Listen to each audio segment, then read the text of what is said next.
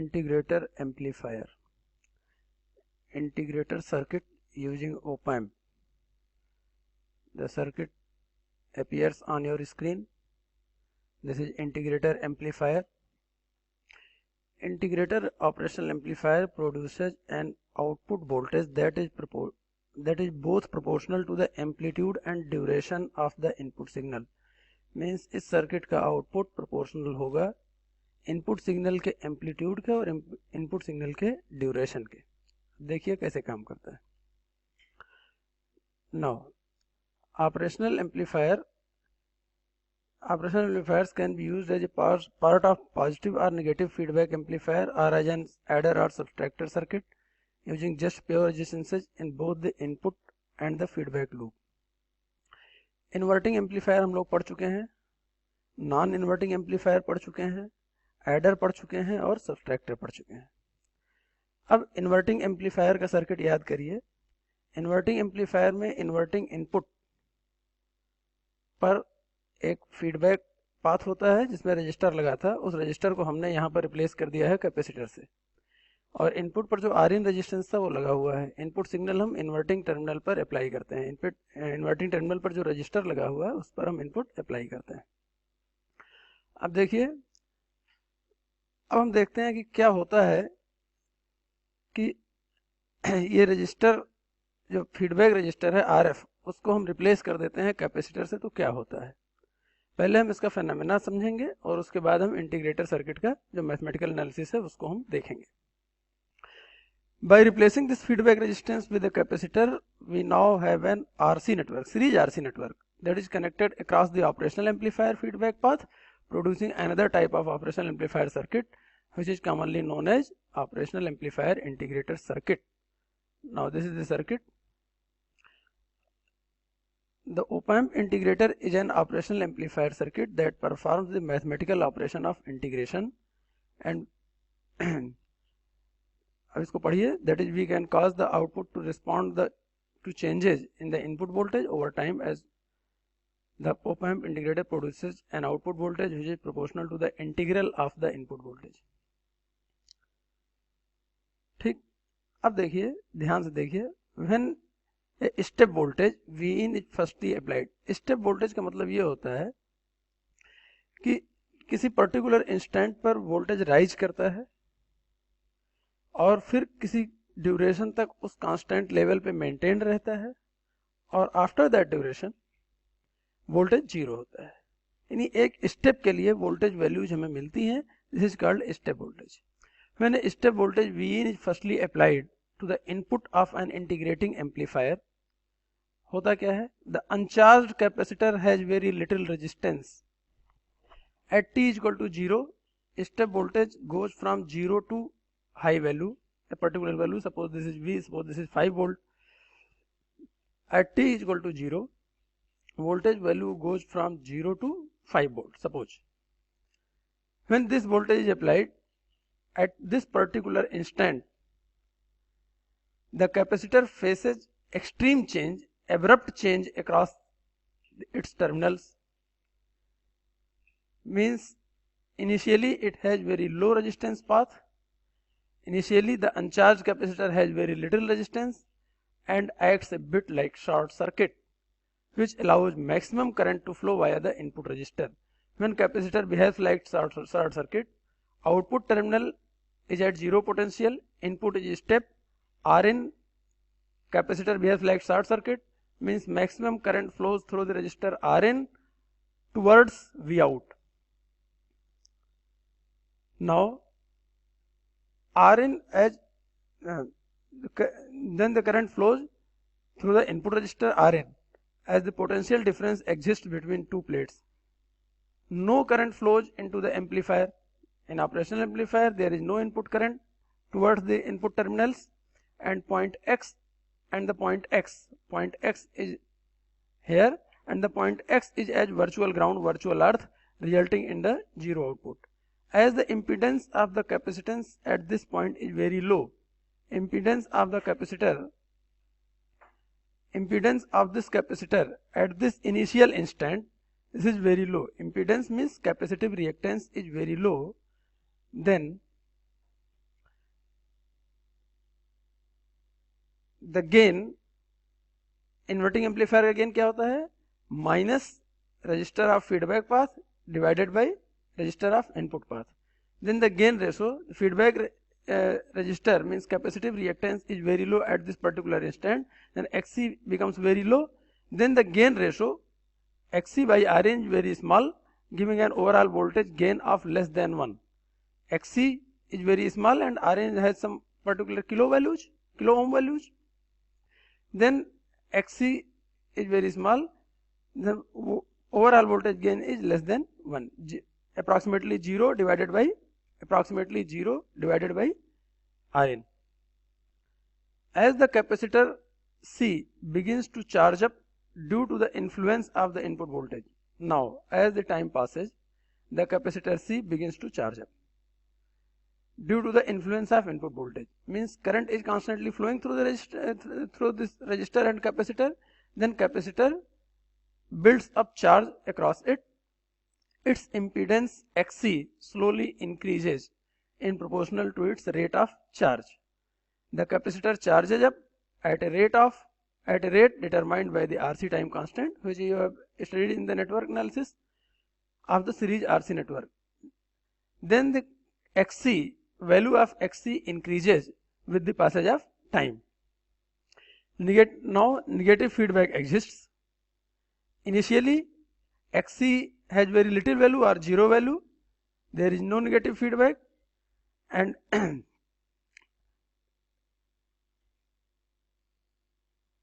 which becomes voltage follower circuit, and by the passage of time negative feedback increases. Negative feedback forces the op-amp to produce an output voltage that maintains a virtual earth at the op-amp's inverting input. Means negative feedback forces the op-amp to produce an output voltage which maintains the virtual ground. Means virtual ground condition should be maintained at all. Since the capacitor is connected between the op-amp's inverting input,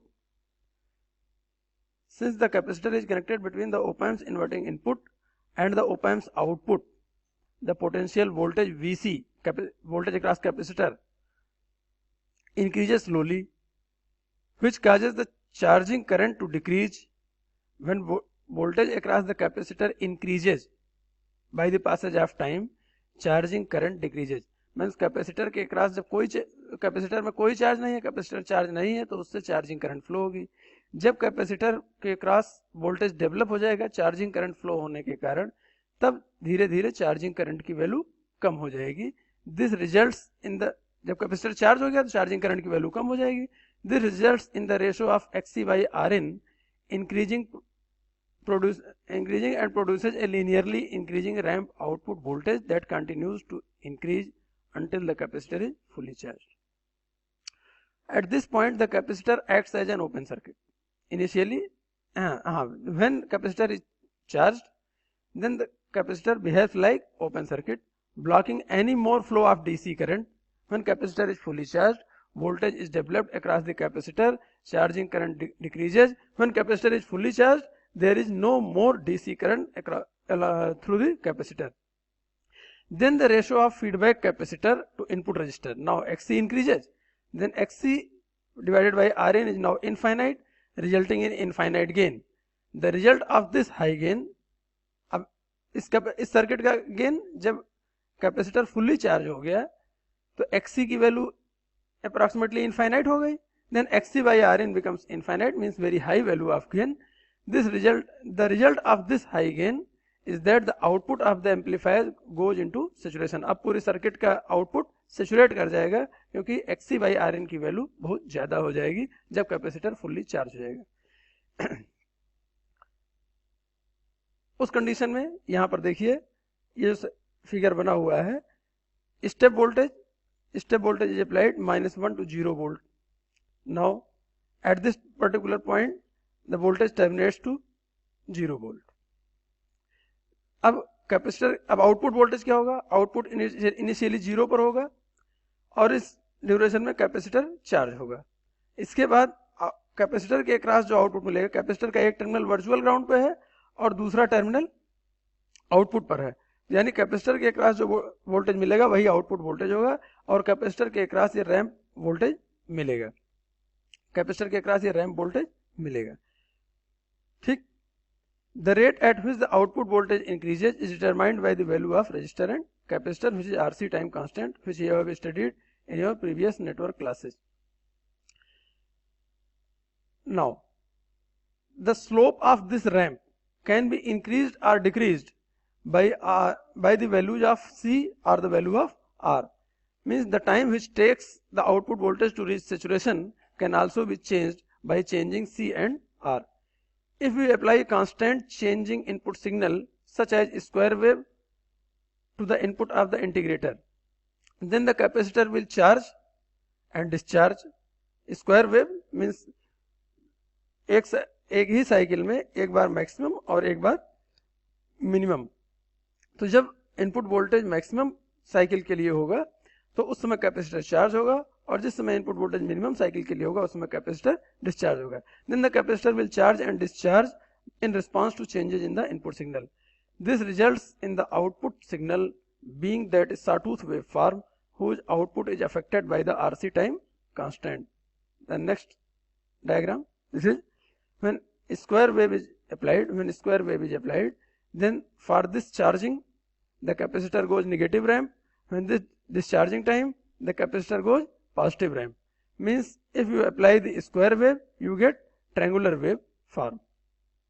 We know from first principles that the voltage on the plates of a capacitor is equal to the charge on the capacitor divided by capacitance giving Q by C. V is equal to Q by C, this is formula. Then the voltage across the capacitor is output V out, this is equal to Q by C. यानी capacitor के across जो voltage होगा वही output voltage होगा, ये हमने पहले भी बताया। VC is equal to Q by C. VC is equal to Vx minus V out. Vx means X terminal पर जो वोल्टेज है जो वर्चुअल ग्राउंड पर है, Vx minus V out which is equal to minus V out. Means capacitor के across जो voltage होगा magnitude में आउटपुट वोल्टेज के इक्वल होगा लेकिन निगेटिव साइन में होगा। Now the change in V out with respect to time which is ddT of V out is equal to 1 upon C ddT of Q. From this formula 1 upon C ddT of Q. C is constant, Q is changing with respect to time, then 1 upon C ddT of Q which is equal to 1 upon C ddT of Q. Now we evaluate ddT of Q. But ddT of Q is electric current charge with respect to time. Since the node voltage of the integrating op amp at its inverting input terminal is 0, X is 0, the input current I in flowing through the capacitor is I in is equal to V in minus virtual ground voltage 0 divided by R in, which is equal to V in by R in. Now IF feedback current, this is equal to C ddT of V out. Then C into ddT of V out is equal to 1 upon C ddT of Q. From this formula, this IF feedback current, voltage across the capacitor is V out, the current flowing through the C is IF, then IF is equal to C ddT of V out. ये formula है capacitor के across जो current flow होती है, और ddT of V out की value हमने evaluate की है which is equal to 1 by C ddT of Q which is written here. C is cancelled out, ddT of Q. ddT of Q means ddT of V out into C. Means assuming that the input impedance of the op amp is infinite, input impedance of the op amp, ideal op amp is infinite, no current flows into the op amp terminal. ठीक, now I in is equal to IF, virtual ground है, जो current register में flow हो रही है वही current feedback path में flow हो रही है। I in is equal to IF which is equal to V in by R in. IF की वैल्यू हमने पहले इवेलुएट किया है, IF is equal to C into ddT of V out which is written here, and means V in by R in is equal to ddT of V out C. V in upon V out is equal to V in upon हाँ देखिए यहाँ पर I in is equal to V in by R in, means V in minus zero divided by R in. Zero means virtual ground at terminal X. I in is equal to V in by R in. I F is equal to C D D T of V out which is equal to C D D T of V out की value वहां से ऊपर से calculate किया और वहां पे लिख दिया D D T of V out is equal to minus 1/c D D T of Q. Minus 1/c D D T of Q, तो ये होना चाहिए minus D D T of Q. ठीक, तो यहाँ पर ये वैल्यू माइनस में आनी चाहिए जो उन्होंने लिखा नहीं है. खैर ठीक है, आगे लिखेंगे. I in is equal to I F, यहाँ पर ये वैल्यू माइनस होनी चाहिए. यहाँ पर माइनस लिख करके तब इनको लिखना चाहिए था, माइनस यहाँ पर मिसिंग है. Now V in upon V out, ये तो उन्होंने मैनिपुलेट किया. V in upon V out into D T divide by R in C is equal to 1. खैर now V out is equal to minus, अब यहाँ पर minus sign ले लिया गया है. V out is equal to minus 1/r in C integration of V in D T from time 0 to t. एक duration लिया गया from time 0 to t for step input के लिए. अब देखिए इस इक्वेशन को यहाँ पर आई इन की जगह we in upon are in लिख दिया गया. आई इन की जगह we in upon are in लिख दिया गया और यहाँ पर minus D D T of V out C. अब हम वी आउट कैलकुलेट करेंगे. यहाँ पर राइट साइड में वी आउट का डिफरेंशिएशन है, इस डिफरेंशिएशन को हम लेफ्ट साइड में ले आएंगे तो इंटीग्रेशन हो जाएगा. तो यहाँ पर ये जो वैल्यू को मैनिपुलेट करके लिखी गई मैथमेटिकल मैनिपुलेशन के रिजल्ट में, V out is equal to minus 1/r in C integration of V in D T. इस इक्वेशन में देखिए R in and C both are constant.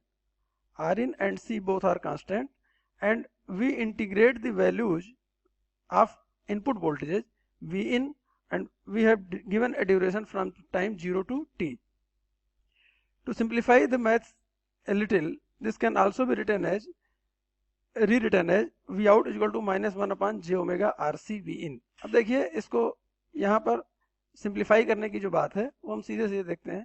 ये तो ये हुआ, हमने ये देखा ऊपर जो फार्मूला है इंटीग्रेशन का, ये हमने देखा कि इस सर्किट में जब फीडबैक में एक कैपेसिटर लगाते हैं और इनपुट पर रजिस्टर लगाते हैं और इनपुट वोल्टेज प्रोवाइड करते हैं इन्वर्टिंग एम्पलीफायर में, तो उसका जो मैथमेटिकली रिजल्ट होता है I in equal to I F. I in की वैल्यू हमने we in upon are in लिखा और आई एफ की वैल्यू वहां से कैलकुलेट किया, उन दोनों को इक्वल लिया और इस तरह से हमने आउटपुट वोल्टेज कैलकुलेट किया. तो हम देखते हैं आउटपुट वोल्टेज इनपुट वोल्टेज के इंटीग्रेशन के डायरेक्टली प्रोपोर्शनल होता है और उसको इक्वल एडिशन में चेंज करने के लिए जो कांस्टेंट मल्टीप्लाई होता है वो 1 टाइम कांस्टेंट 1/RC ये होता है. अब देखिए अब V out is equal to minus 1/j omega RC V in. इसको लिखने का सीधा तरीका ये है कि इन्वर्टिंग एम्पलीफायर का फार्मूला क्या है, V out upon V in is equal to minus XC by R in.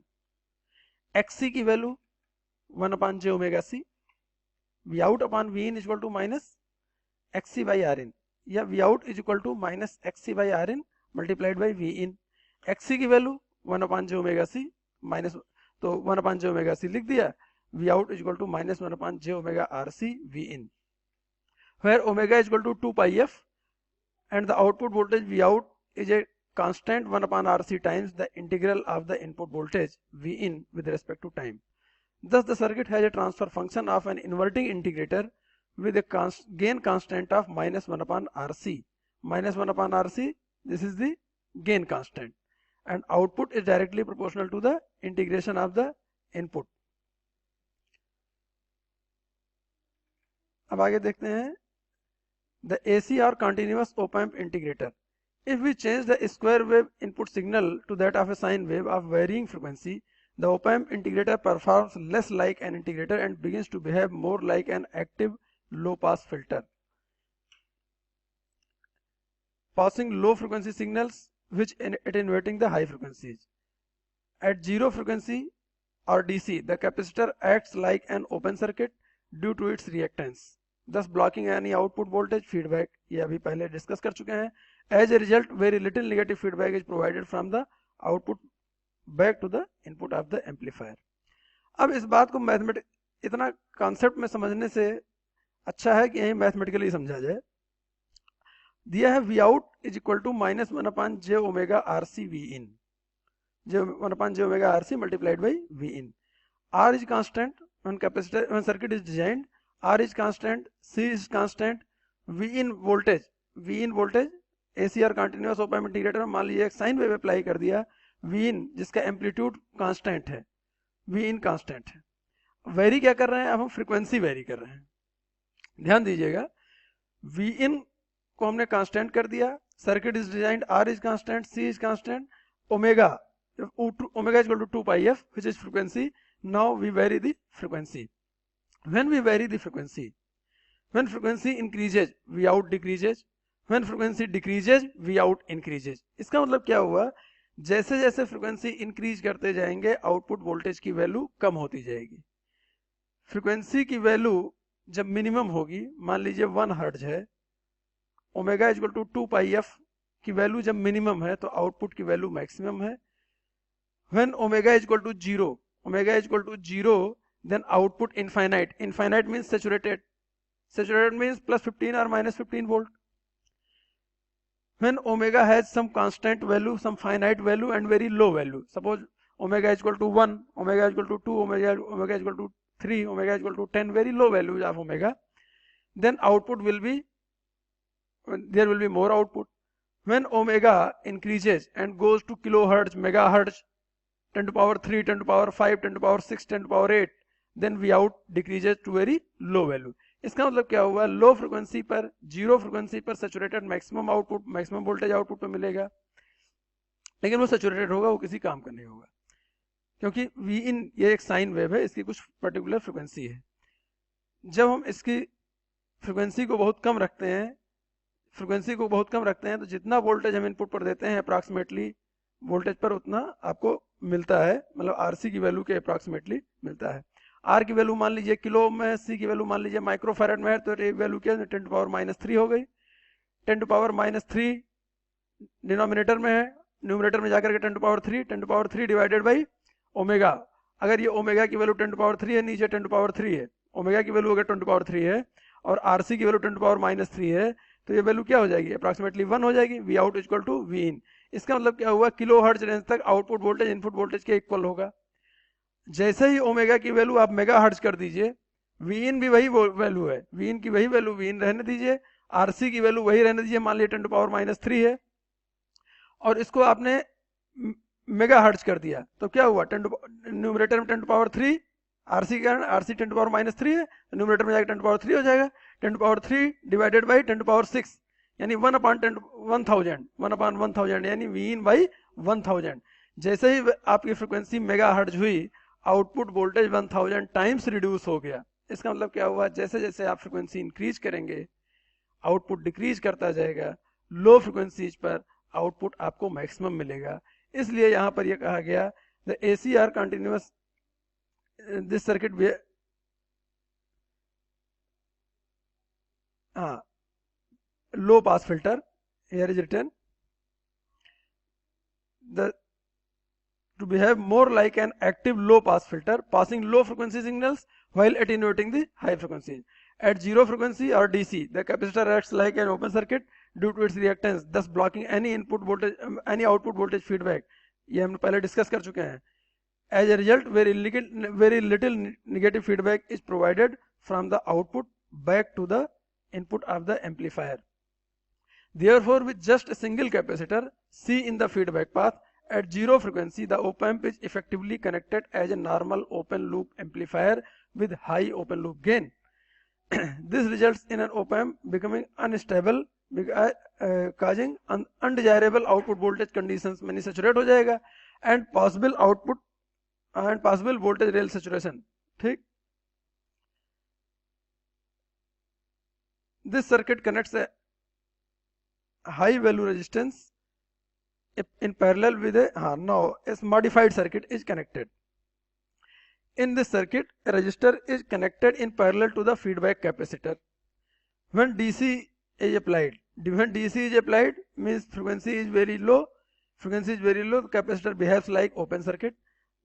The output voltage is equal to the minus R2 by R1, means R2 will become effective, R2 will become effective, R1 will be effective, then the gain of the circuit will be minus R2 by R1.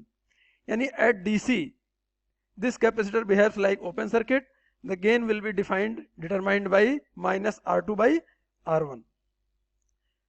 ठीक, अब इसके बाद जैसे जैसे frequency increase करते जाएंगे, इन दोनों के पैरेलल कॉम्बिनेशन यानी इसका रिएक्टेंस पैरेलल R2 ये न्यूमरेटर में मिलेगा और ये डिनोमिनेटर में मिलेगा, आउटपुट आपका गेन आपका मिलेगा XC parallel R2 divided by R1, minus तो रहेगा, ये इन्वर्टिंग पे अप्लाइड है, minus XC parallel R2 numerator में और डिनोमिनेटर में R1।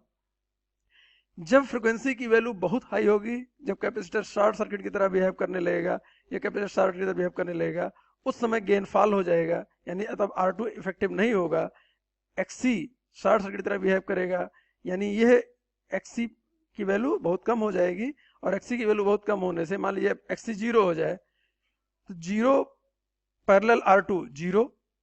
ये हमने आपको क्लास में भी बताया है कि लो वैल्यू और हाई वैल्यू का रजिस्टर्स जब पैरेलल में लगाए जाते हैं तो उनका इक्विवेलेंट जो रजिस्टर होता है वो लो वैल्यू से भी थोड़ा सा कम होता है। यानी अगर हम इसके कैपेसिटिव रिएक्टेंस बहुत लो हो जाए तो इन दोनों का इफेक्टिव रिएक्टेंस बहुत लो वैल्यू होगी, और जब न्यूमरेटर में लो वैल्यू होगी और डिनोमिनेटर में हाई वैल्यू होगी तो गेन फॉल होगा ही। यानी इस पर्टिकुलर सिचुएशन के बाद 1/CR2, इस पर्टिकुलर सिचुएशन फ्रीक्वेंसी की वैल्यू 1/CR2 के बाद गेन फॉल स्टार्ट हो जाएगा, और ये गेन इस तरह फॉल होगा।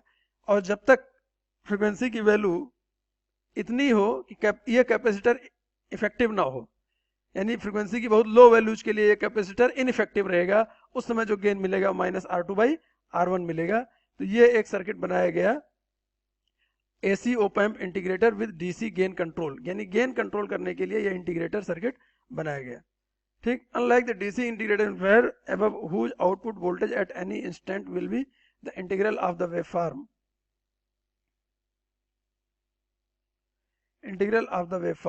so that when the input is square wave, the output waveform will be triangular. For an AC integrator, sinusoidal input waveform will produce another sine wave as its input will be 90 degree out of phase with the input producing a cosine wave। यानी inverting पे applied है तो 90 degree out of phase होगा जो cosine wave produce करेगा। DC voltage gain यहाँ पे देखिए वही जो अभी हमने डिस्कस किया वो लिखा हुआ है, DC voltage gain minus R2 by R1, AC voltage gain minus R2 by R1 multiplied by 1/2 pi f CR2, जो भी हमने पैरेलल के कॉम्बिनेशन की बात की, और कार्नर फ्रीक्वेंसी जो होगी जहां से गेन फॉल स्टार्ट होगा 1/2 पाई CR2। Now in the next tutorial about operational amplifier, we will look at another type of operational amplifier circuit which is the opposite or complement of the op-amp integrator circuit। Integrator का opposite क्या होता है? Differentiator. हम differentiator पे पढ़ेंगे, ठीक है। which is differentiator amplifier. As its name implies, the differentiator amplifier produces an output signal which is the mathematical operation of differentiation। Integrator में हमने देखा कि output signal is proportional to the mathematical operation of integration. In differentiator, output signal will be proportional to the input mathematical operation of differentiation।